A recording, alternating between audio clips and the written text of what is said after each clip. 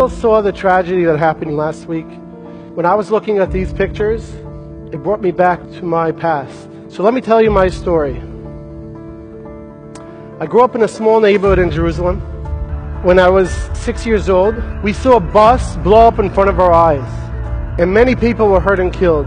I decided I want to become a doctor and save lives. When I was 15, for 2 years I volunteered in an ambulance in Jerusalem.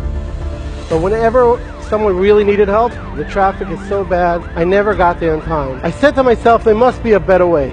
I went and I bought 2 police scanners. Together with 15 of my friends, we decided, let's protect our neighborhood. The next day, while I was listening to the scanners, I heard about a call coming in of a 70-year-old man hurt by a car only 1 block away from me. I ran there by foot. When I got there, blood was gushing out of his neck. I knew I have to stop his bleeding or else he will die.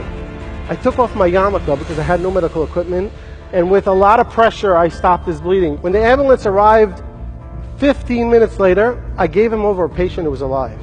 When I realized this is the first person I ever saved in my life after 2 years volunteering in an ambulance, I knew this is my life mission. So today, we have United Hatzalah. Hatzalah means rescue. These ambucycles are an ambulance on 2 wheels. They never get stuck in traffic. They can even go on a sidewalk. We don't transfer people, but we stabilize them and we save their lives. We have thousands of volunteers. Whenever a call comes in, they just stop everything and run and save a life. Our average response time today went down to less than 3 minutes in Israel.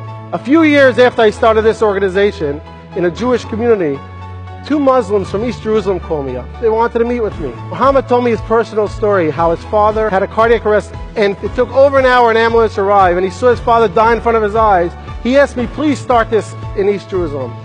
We started hand in hand. Something special happened. Arabs were saving Jews, Jews were saving Arabs. All of a sudden they had a common interest. Let's save lives together. No one is getting money. They're all doing it for the purpose of saving lives.